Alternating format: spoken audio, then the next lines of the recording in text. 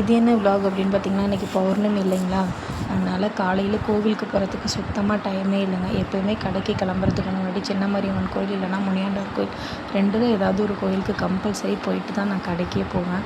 But ஆனால் இன்றைக்கி என்னால் 2 கோவிலுக்குமே போக டைம் இல்லை, போக முடியல. என்னடா பண்ணுறது அப்படின்னு யோசிச்சுட்டு இருக்கும்போது இன்றைக்கி பௌர்ணமி கிரிவலம் கண்டிப்பாக போயே ஆகணும். பட் ஆனால் துணைக்கு யாருமே இல்லைங்க. இன்றைக்கின்னு பார்த்து சோதனைக்குன்னு ஒருத்தர் கூட இல்லை, பேச்சு துணைக்கு கூட. எப்பிட்றா தனியாக போகிறது, கடையை முடிச்சுட்டு வரவே 10:30 ஆகிடுச்சு. இதுக்கப்புறம் எப்பிட்றா நம்ம தனியாக போகிறது யாரும் இல்லாமல் அப்படின்னு யோசிச்சுக்கிட்டே தாங்க போனேன். சரி இவ்வளோ தூரம் வந்துட்டோம், போயிடுவோம். நம்ம அப்பா ஈசன் இருக்கும்போது மற்றவங்க யாரையும் பற்றி பயப்பட வேணாம். இவ்வளோ பேர் போயிட்டுருக்காங்க ஒருத்தருக்கு ஒருத்தர் துணையாக, அப்புறம் நம்ம எதுக்கு பயப்படணும் தனியாக போகிறதுக்கு அப்படின்னு சொல்லிட்டு நான் பாட்டுக்கு தனியாகவே நடந்து போயிட்டேங்க. ஃபுல்லாக ஓம் நம சிவாயா சொல்லிக்கிட்டே கிரிவலம் சுற்றி வந்து சாமி கும்பிட்டு முடிச்சுட்டு வெளியில் வந்துட்டு இருந்தாங்க. அப்போ பார்த்திங்கன்னா தூய்மை பணியாளர் வந்து இந்த டைம்லேயும் க்ளீனிங் ஒர்க் பார்த்துட்ருக்காங்க. அவங்களுக்கு வந்து காடோட அருள் கிடைக்கணும்னு நான் வேண்டிக்கிறேன். பிரார்த்தனைலாம் முடிச்சுட்டு அதுக்கப்புறம் வெளியில் என்ட்ரன்ஸில் பார்த்திங்கன்னா கூட்டு பிரார்த்தனை நடந்துகிட்டு இருந்துச்சு.